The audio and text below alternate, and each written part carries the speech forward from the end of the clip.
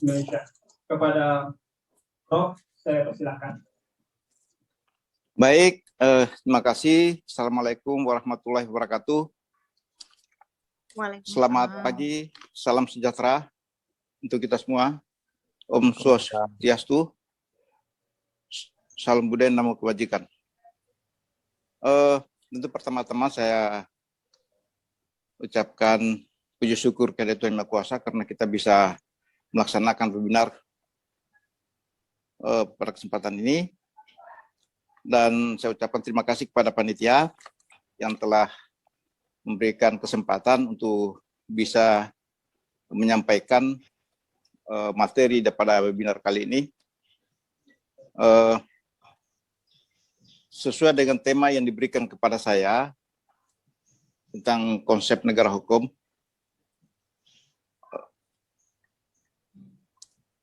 Bapak dan Ibu para peserta webinar yang berbahagia, sebagaimana kita tahu, konsep negara hukum yang kita kenal di dunia, ya, itu ada berbagai konsep, baik konsep Rechtsstaat, rule of law, socialist legality, konsep demokrasi yang dikenal di negara-negara Islam, dan dalam konteks keindonesiaan kita kenal dengan konsep negara hukum. Kalau kita simak konsep negara hukum dalam konteks keindonesiaan, itu baru dengan tegas dinyatakan di dalam Undang-Undang Dasar Negara Kesatuan Republik Indonesia setelah amandemen ketiga tahun 2001, di mana di dalam pasal 1 ayat 3 Undang-Undang Dasar Negara Republik Indonesia dinyatakan negara Indonesia adalah negara hukum, tanpa embel-embel. Nah, meskipun sebelumnya, sebelum dilakukan amandemen terhadap Undang-Undang Dasar 45, konsep negara hukum itu kita hanya lihat penyebutannya pada bagian pembukaan, pada bagian penjelasan Undang-Undang Dasar 45, tidak merupakan bagian dari batang tubuh Undang-Undang Dasar 45. Nah, pada kesempatan ini yang saya ingin sampaikan kepada Bapak dan Ibu sekalian, para peserta seminar, tentang konsep negara hukum, itu ada dalam perjalanannya sejak abad 19 sampai sekarang ini, itu kita kenal beberapa tipe negara hukum. Dan tipe negara hukum dalam konsep tipe negara hukum liberal. Tipe negara hukum liberal ini itu mempunyai ciri di mana negara hanya berfungsi sebagai penjaga keamanan dan ketertiban semata. Negara tidak ikut campur dalam kehidupan sosial ekonomi rakyat. Ini dikenal dengan konsep Staat Ontoding atau konsep Nahwakerstaat. Negara sebagai negara jaga malam. Rakyat dalam negara hukum Nahwakerstaat itu sangat liberal. Karena negara tidak ikut campur dalam kehidupan sosial ekonomi rakyat. Itu tipe yang pertama dari tipe negara hukum. Tipe yang kedua dari negara hukum adalah tipe setelah masuk abad 19 yang kita kenal dengan welfare state modern. Itu negara kesejahteraan modern. Nah, tentu yang berbeda antara tipe Nahwakerstaat dengan tipe welfare state atau negara kesejahteraan modern. Pada tipe negara kesejahteraan modern, itu fungsi negara itu adalah aktif, ya. Artinya apa? Pada negara modern, negara ikut serta dalam kehidupan sosial ekonomi rakyat. Negara ikut campur dalam kehidupan sosial ekonomi rakyat. Negara tidak hanya sekedar penjaga keamanan dan ketertiban semata, tetapi negara ikut campur dalam kehidupan sosial ekonomi rakyat.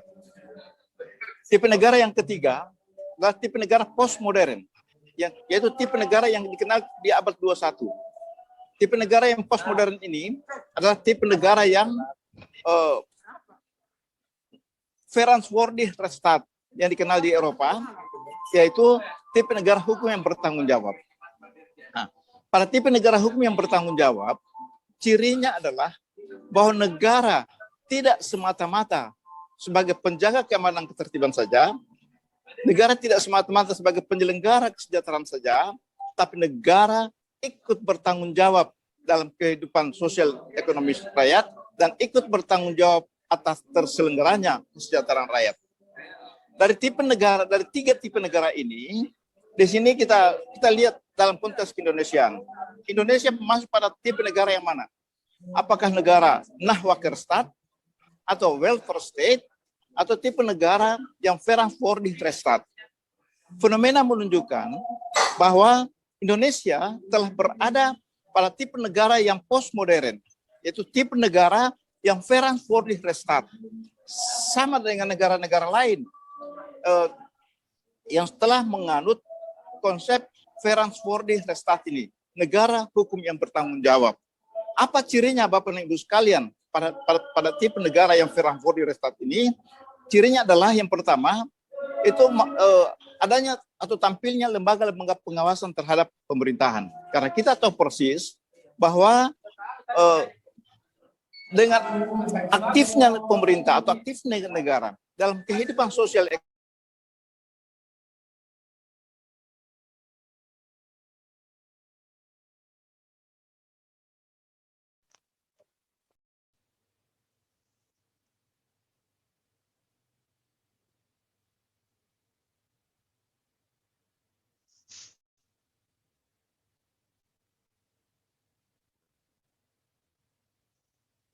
Pak, udah.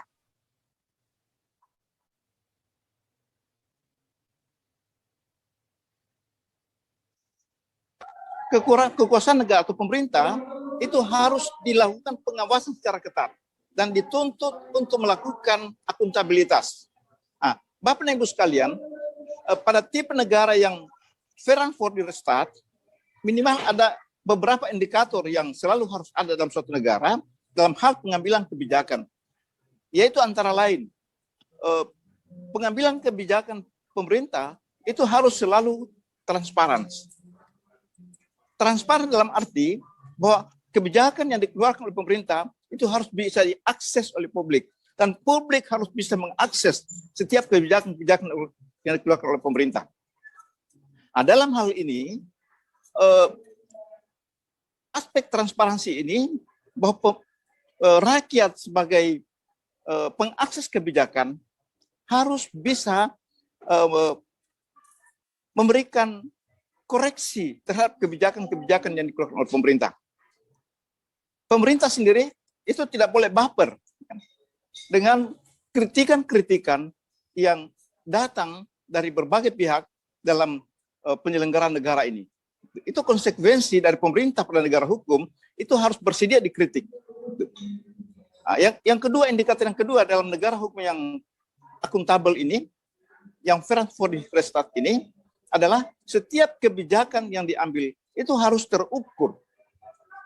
Kenapa? Itu untuk memudahkan kebijakan itu dikontrol. Nah, yang ketiga, indikator yang ketiga dari Verantwoordig Rechtsstaat ini, bahwa harus ada koreksi. Karena tidak ada kebijakan manusia, apapun posisinya, apapun pangkatnya, kebijakan yang dikeluarkan oleh manusia harus selalu bisa dikoreksi. Tidak ada yang absolut. Hanya keputusan Tuhan yang absolut, yang tidak bisa dikoreksi. Tapi selama keputusan manusia, apapun posisinya, apapun pangkatnya, itu harus bisa dikoreksi. Yang keempat adalah ada sanksi. Karena kebijakan yang diambil, kebijakan yang dikeluarkan, ketika sudah diberikan koreksi, kemudian kesalahan selalu berulang, maka konsekuensinya itu harus ada sanksi yang diberikan. Ini berarti pemerintah pada negara hukum yang bertanggung jawab di abad 21 ini, itu harus ada mekanisme pengawasan yang sangat kuat. Kita pahami bersama bahwa pengawasan yang dilakukan oleh pemerintah ini cukup banyak, cukup ramai, baik yang dilakukan oleh lembaga negara yang ada pada MPR, ada DPD, ada DPR yang melakukan fungsi kontrol terhadap kebijakan pemerintah. Kemudian ada Badan Pemeriksa Keuangan yang melakukan pemeriksaan atas tanggung jawab keuangan negara. Lalu banyak lagi lembaga-lembaga pengawas yang lain dalam tingkat komisi. Ada Komisi Pemberantasan Korupsi, ada Komisi Ombudsman, di lembaga penegakan hukum ada Komisi Kejaksaan, ada Komisi Yudisial, ada Komisi Kepolisian, dan banyak lagi lembaga-lembaga pengawas yang lain. Tapi dalam kenyataannya perilaku korup yang dilakukan di negara ini masih terus terjadi. Ini yang harus kita berikan catatan Bapak Ibu sekalian terkait dengan penyelenggaraan negara ini. Gitu. Jadi memang mekanisme pengawasan ini harus dilaksanakan secara ketat. Betapa tidak, meskipun telah ada Komisi Pemberantasan Korupsi, tapi perilaku korup itu tidak mudah untuk dihilangkan. Ini apa yang terjadi di Republik ini. Ini telah terjadi patologi of legal system, telah terjadi kerusakan sistem hukum. Kerusakan sistem hukum ini itu bisa kita lihat kita bisa sorot dari berbagai aspek. Baik dari aspek substansi hukum, dari aspek struktur hukum, maupun dari aspek budaya hukum. Dari aspek substansi hukum, kerusakan sistem hukum ini, itu bisa disebabkan dalam proses pembuatan hukum, itu banyak terjadi tawar-menawar kepentingan. Banyak terjadi deal-deal politik dalam proses pembuatan hukum. Dan tidak jarang kita temukan dalam proses pembuatan hukum itu, ada deal-deal antara lembaga pemerintah itu sendiri. Ini saya sebut dengan ibarat tomat makan tomat. Yang kedua dari aspek struktur hukum juga, ini lembaga-lembaga pemerintah itu kadang-kala kita lihat kayak struktur bikin fungsi. Meskipun telah dilakukan reformasi birokrasi, tapi masih sering terjadi perilaku korup di lingkungan struktur birokrasi, di struktur penegakan hukum, meskipun itu dilakukan oleh oknum-oknum tertentu yang ada dalam sistem itu. Nah, yang ketiga dari aspek budaya. Ini saya khawatir, kalau terjadi terus patologi hukum, atau kerusakan sistem terus terjadi, ini saya khawatir budaya masyarakat itu akan terbentuk tindakan main hakim sendiri. Kalau tindakan main hakim sendiri sudah terjadi sampai pada korupsi, maka saya tidak bisa bayangkan betapa negara ini dalam posisi chaos. Nah, inilah yang bisa menjadi catatan saya Bapak Ibu sekalian terkait dengan bagaimana mengaplikasikan, mengimplementasikan negara hukum yang ideal ini. Saya kira itu catatan dari saya pada kesempatan ini. Saya kembalikan ke moderator. Diberikan, jadi langsung ya, nggak sampai tunggu 5 orang dulu. Siap. Langsung Bu, di pertanyaannya ditujukan kepada siapa? Oke, nama saya Maya Hehanusa, saya dari Fakultas Hukum Universitas Nusa Cendana, Kupang, NTT. Ya. Ya, pertanyaan saya akan sampaikan untuk Bapak Profesor Dr. Laode Hussein yang sangat saya hormati, cendekiawan yang cukup terpandang. Pertanyaannya, sebelum saya bertanya mungkin saya akan memberikan pemahaman saya bahwa Indonesia adalah negara hukum. Kalau dilihat dari tipe yang ada, yaitu tipe pertama kita sudah lewati, state controlling.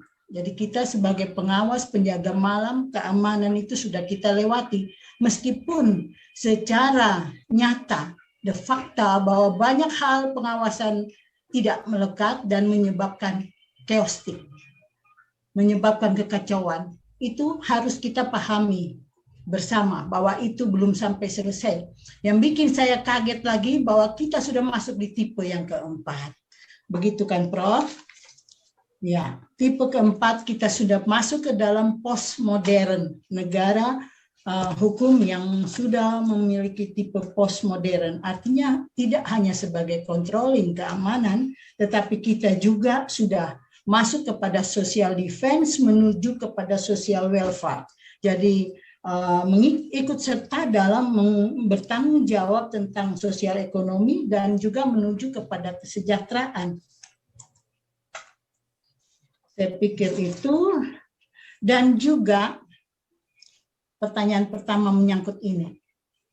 Apakah Indonesia ini sebagai negara hukum yang secara kita tahu sendiri sebagai orang hukum bahwa hukum itu tidak berjalan dengan baik juga. Kita lihat dari teorinya tadi Prof. sudah katakan law of Richmond mengenai substansi, struktur, dan budaya hukum tidak berjalan bersama-sama. Sehingga tindak pidana korupsi, TPPO dari zaman 1 sampai sekarang tidak selesai.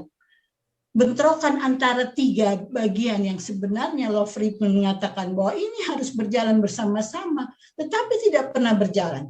Apalagi yang tadi mengenai substansi hukumnya yang sudah kita ketahui, salah satu contoh saja aturan hukum undang-undang kerja itu yang baru-baru itu sama sekali belum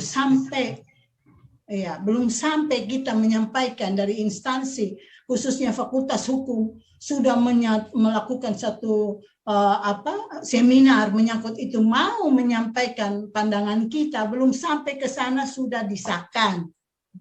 Itu substansinya loh yang kita pegang sebagai negara hukum ini. Kemudian strukturnya apakah berjalan dengan baik?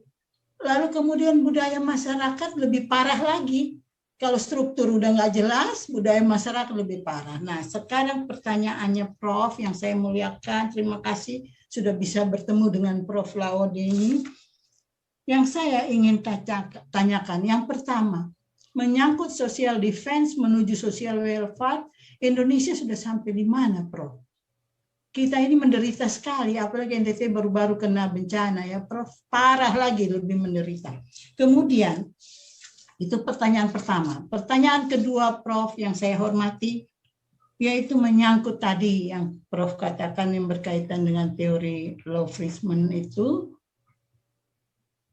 apakah sebagai negara hukum, Indonesia sebagai negara hukum, sudah menjalani kesesuaian pelaksanaan antara substansi, struktur, dan budaya? Sudah berjalan dengan baik dan sudah bisa dinikmati sehingga masyarakat merasa satu keadilan, kesejahteraan, itu apakah sudah dilaksanakan oleh Indonesia dalam kondisi seperti ini?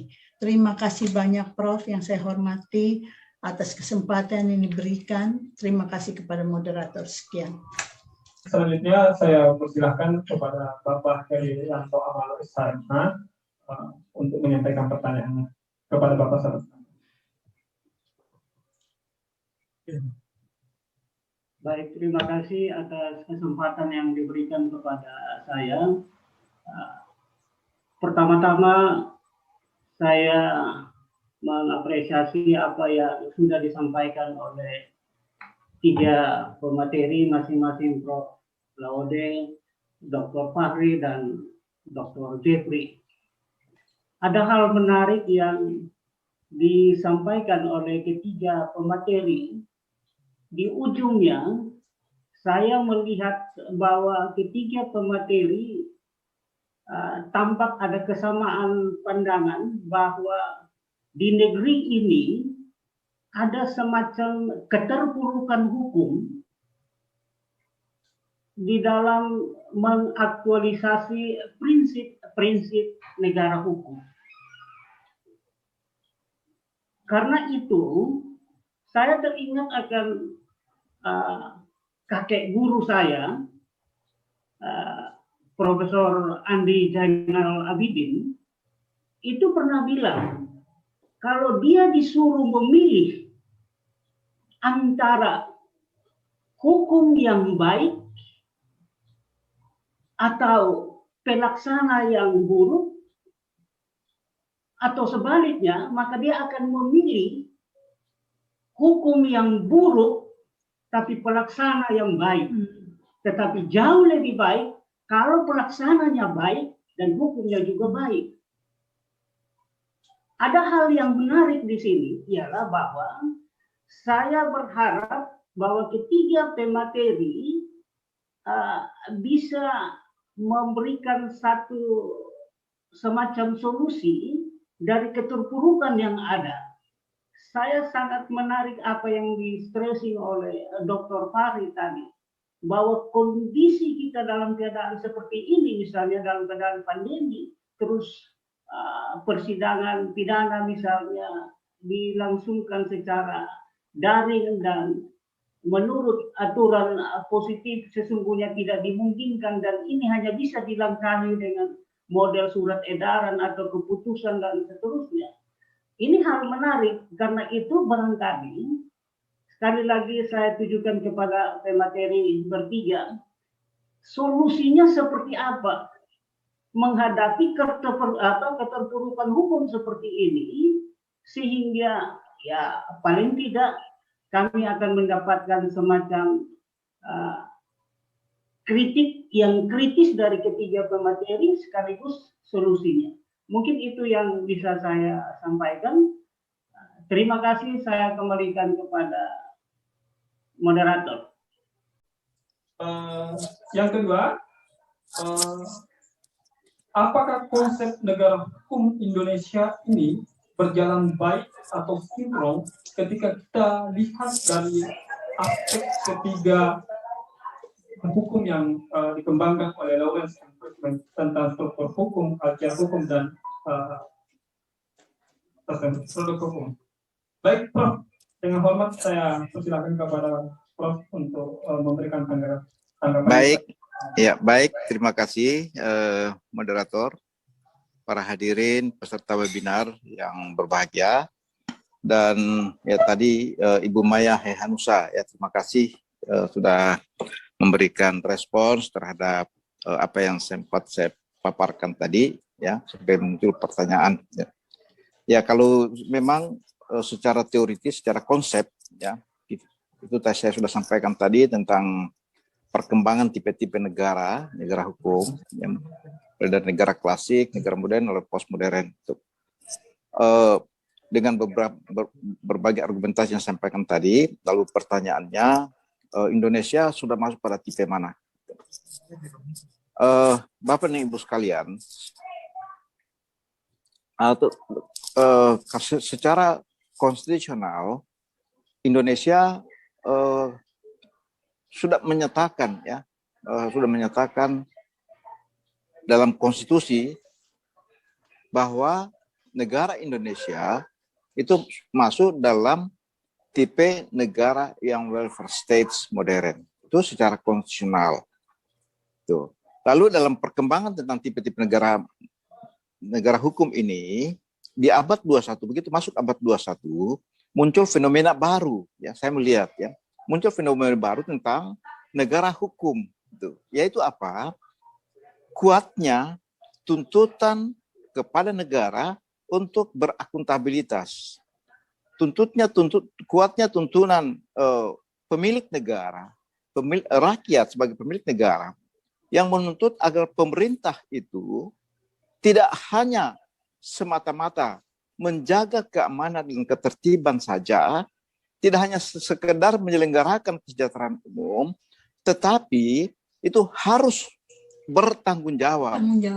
Ya, harus bertanggung jawab atas terselenggaranya keamanan dan ketertiban, kesejahteraan umum. Nah itu, inilah yang saya sebut Verantwoordig Rechtsstaat, negara hukum bertanggung jawab.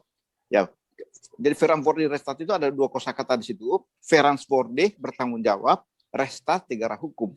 Nah, fenomena Verantwoordig Rechtsstaat ini memang muncul di abad 21, dimulai di Swedia, itu dengan terbentuknya Komisi Ombudsman.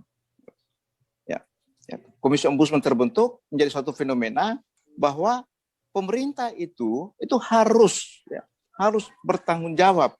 Pemerintah itu tidak boleh melakukan kesalahan dan memberikan pelayanan kepada rakyat. Nah, tapi bagaimana Indonesia? Nah, sekarang kalau saya lihat Indonesia, kalau saya hitung-hitung, Bu Maya, ya, saya hitung-hitung, nampaknya kita setback kembali ke belakang ini, ya. Kenapa saya sebut ini kayaknya Indonesia kembali ke belakang? Karena memperkuat sektor keamanan Sekarang coba kita hitung penjaga keamanan dan ketertiban masyarakat ini, ya mulai dari polisi, tentara, Satpol PP, Hansip. Itu. Sekarang kalau hitung-hitung rasionya kira-kira berapa? Kalau standar PBB itu kan hanya 1.500, artinya satu penjaga keamanan 500 warga. Tapi saya khawatir kalau di Indonesia, ya mungkin sudah di bawah 500, mungkin tinggal 1/200 kalau kita gabung jumlah polisi, jumlah tentara, jumlah Satpol PP, jumlah security, jumlah Hansip, saya khawatir sudah mungkin 1/200. Lalu mereka diperlengkapi dengan berbagai kewenangan, dilengkapi dengan persenjataan, sehingga kontrol terhadap rakyat itu sangat represif, berpotensi represif. Nah, itu yang saya sebut tadi, jangan-jangan dalam konteks sekarang ini, Indonesia ini sudah berada ke negara stat ontoding, nahwaker stat, negara jaga malam saja. Yang penting aman, kebijakan yang dikeluarkan itu tidak boleh dikritik. Gitu. Ini juga saya sampaikan awal tadi bahwa dalam negara yang Verensbordik Rechtsstaat ini, itu kebijakan yang diambil harus transparan. Artinya harus bisa dikritik. Pemerintah tidak boleh tipis telinganya. Pemerintah harus tebal telinganya, bersedia menerima kritik, bersedia memberikan masukan-masukan dari pemilik republik ini dalam rangka menyelenggarakan kesejahteraan rakyat ini. Itu. Olehnya itu, ini pemerintah kan harus dikontrol dengan baik. Baik kontrol konstitusi maupun kontrol langsung, pengawas langsung yang dilakukan terhadap penyelenggara negara. Tapi persoalannya sekarang ini saya lihat sudah semakin tidak jelas siapa yang diawasi dan siapa pengawasnya. Nah, itu. Ini terkait dengan relasi hubungan antara pemerintah dengan rakyat ini. Gitu. Ya, kalau kontrol DPR itu berisi partai politik, yang memerintah juga perwakilan partai politik. Ya, apalagi kalau lembaga-lembaga negara misalnya DPD, DPR, kita tidak bisa bedakan lagi itu. Sekalipun dia utusan provinsi untuk duduk di DPD, tapi dari partai politik juga. Ya mohon maaf, ada tadi ketua DPD, itu kan semakin sulit dibedakan ini antara DPD dan DPR. Hanya fungsinya yang kita bisa bedakan. Ya, hanya fungsinya yang kita bisa bedakan, tapi orangnya dari partai juga itu, ya, partai politik juga. Itu. Bahkan kalau tidak lulus di DPR, ganti baju jadi anggota DPD. Nah, ini satu fenomena yang ada di Republik ini, sehingga mungkin kegalauan Bu Maya dengan saya sama ini, sama-sama galau ya, sama-sama galau itu. Nah, itu. Yang kedua, pertanyaan yang kedua, ini terkait dengan saya tadi sebenarnya menguraikan bahwa di Indonesia sekarang ini sebenarnya pengamatan saya sejak tahun 1999 sampai 2004 dulu saya melakukan penelitian mengamati itu ada terjadi patologi of legal system, ada terjadi kerusakan sistem hukum dari aspek substansi. Saya katakan dari substansi hukum betapa rusaknya sistem hukum itu, karena dalam proses pembuatan hukum ternyata di situ menurut teori Mahfud bahwa aturan hukum itu syarat dengan kepentingan politik, syarat dengan deal politik. Nah, apa yang saya cermati tahun 99 itu kita bisa bayangkan undang-undang dari instansi terkait ketika dibahas di DPR itu ada deal, ya, ada deal itu, ada deal kepentingan, ada pertarungan kepentingan. Nah, tidak saya sebut tadi ada kecenderungan tomat makan tomat. Gitu kan, sesama lembaga negara tapi ada deal di situ. Ini kan yang kurang sehat pada saat itu, sehingga apa yang dilahirkan kita akan temukan produk-produk hukum yang dikeluarkan itu banyak yang tidak sinkron, ya, banyak yang saling bertentangan, multitafsir, ya. Itu dampaknya. Pemerintah mengambil keputusan omnibus law itu salah satu dampak sebenarnya dari program masa lalu, karena banyaknya aturan-aturan hukum yang saling bertentangan satu sama lain, sehingga pemerintah mengambil langkah omnibus law, tapi terlalu cepat itu. Ya harusnya dibahas dulu secara akademis, ya terlalu banyak perguruan tinggi yang bisa dilibatkan sebenarnya. Saya kira termasuk Uncen juga bisa dilibatkan untuk memberikan masukan-masukan kepada undang-undang atau peraturan perundang-undangan yang diproduk itu. Saya kira itu bahwa sebenarnya dari tiga aspek itu, baik substansi, struktur maupun budaya, ini sangat mengkhawatirkan. Ya, saya sangat mengkhawatirkan. So kalau budaya hukum ini nanti masyarakat sudah apatis, sudah tidak mau tahu lagi, itu bisa tindakan main hakim sendiri terjadi. Itu. Nah, ini yang kita tidak inginkan. Saya kira memang kita solusi yang kita harus lakukan ya, kita dunia kampus ini saya kira memberikan perhatian penuh. Kita melalui proses akademik kita menciptakan generasi yang kita ciptakan kampus kita harus berperan, kita proses mahasiswa kita siapkan mereka agar manusia-manusia yang kita keluarkan manusia yang berkarakter, ya. Berkarakter, bisa jujur, bisa punya integritas untuk menjadi pendekar-pendekar hukum di masa yang akan datang. Itu saya kira. Kemudian dari penanya yang kedua, memang sama saya kira punya guru yang sama ini dari Prof. Zainal Abidin Farid, ya. Sama, kita paham betul apa yang disampaikan Profesor Zainal Abidin Farid itu, bahwa, ya, mungkin kita sama dari Unhas, Pak. Sama-sama dari Unhas ini, persis sama kita, Pak. Saya juga memegang prinsip itu, disuruh milih undang-undang yang baik atau pelaksanaan tidak baik, atau undang-undang yang tidak baik dan pelaksanaan yang baik. Saya lebih pilih pelaksanaan yang baik, semangat yang baik, pelaksana yang punya integritas sekalipun produk hukumnya. Tetapi sistem hukum kita ini kan masih sistem hukum sivil yang lebih dominan. Saya setuju dengan narasumber yang ketiga tadi, bahwa untuk prinsip Rechtsstaat ini harus dijembatani oleh prinsip rule of law untuk mencapai hukum yang ideal. Itu harus seperti itu. Ya, saya kasih contoh misalnya, apa yang dicemaskan oleh DPD, ya, Dewan Perwakilan Daerah yang dipimpin oleh Bapak Lanyala Mataliti tadi. Saya beberapa ikuti perkembangan apa yang diinginkan oleh DPD, minta penguatan, ya, penguatan kelembagaan Dewan Perwakilan Daerah, dan bahkan mau menggiring perubahan kelima Undang-Undang 45. Bagi saya terlalu tidak perlu jauh-jauh sampai melakukan amandemen kelima, tapi konstitusi itu bisa dirubah tanpa merubah normanya. Ya. Kalau saya gunakan pendapatnya KCWR dalam bukunya Modern Constitution, bahwa cara merubah konstitusi itu bisa melalui amandemen, bisa melalui custom, bisa melalui agreement. Bahkan saya sudah pernah menulis buku, ada satu buku yang saya tulis, agreement dan custom itu menjadi pilar konvensi ketatanegaraan. Artinya apa?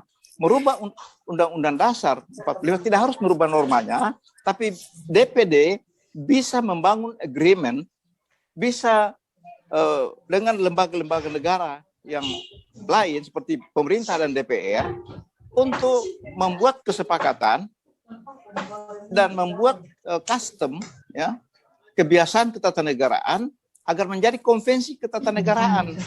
Karena konvensi ketatanegaraan itu mempunyai kekuatan hukum yang sama dengan Undang-Undang Dasar. Karena konvensi ketatanegaraan itu adalah hukum dasar yang tidak tertulis. Secara, kalau dari aspek konstitusi, di samping hukum dasar tertulis, itu ada hukum dasar tidak tertulis. Hukum dasar yang tidak tertulis itu adalah konvensi ketatanegaraan. Nah, konvensi ketatanegaraan bisa terbentuk dengan agreement dan custom. Ya, jadi ada dua pilar konvensi ketatanegaraan, yaitu agreement, kesepakatan yang dibuat oleh lembaga negara, atau melalui kebiasaan-kebiasaan ketatanegaraan, custom. Nah, sehingga tidak sekalipun tidak melakukan amandemen kelima, karena itu mahal biayanya, untuk menggiring perubahan amandemen kelima, begitu juga sebenarnya mudah juga kalau para pemangku politik itu mau, tapi kalau saya terlalu besar biayanya untuk mengamandemen undang-undang kelima, tapi saya sarankan masuk melalui konvensi ketatanegaraan dengan agreement kesepakatan ketatanegaraan dan custom kebiasaan ketatanegaraan. Karena itu akan menjadi konvensi. Konvensi ketatanegaraan sekali lagi itu adalah hukum dasar yang tidak tertulis. Dan itu mempunyai kedudukan yang sama dengan hukum dasar yang tertulis. Saya kira itu Bapak dan Ibu sekalian yang bisa saya sampaikan. Dan sekali moderator, saya mohon maaf ya, mungkin saya tidak bisa lanjut pada sesi berikutnya karena ada yang saya harus pindah Zoom meeting. Ya, terima kasih. Ya, terima kasih Prof. Baik Prof, kita pahami Prof.